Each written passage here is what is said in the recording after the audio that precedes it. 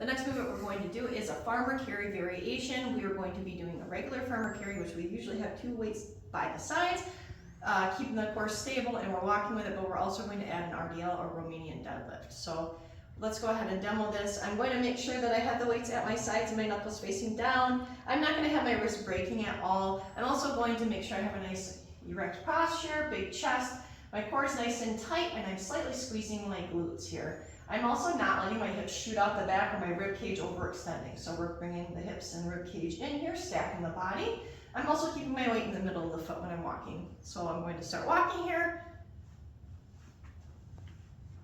Walking, walking, walking. So once I get to that point, I'm going to get into a hip hinge or RDL. So now I'm going to bring the weights in the front.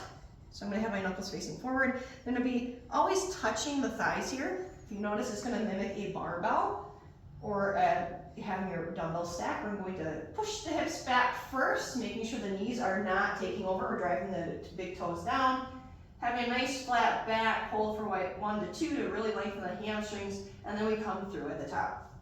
Big breath out of the top. So we take a deep breath in the lower. We hold 1, 2, and big breath out the top. So slower on the lower, you'll build more muscle, more explosive at the top, or going up to the top of the lift will build up that endurance for your hips to improve performance. If you don't like it in the front, you can bring it to the sides as well.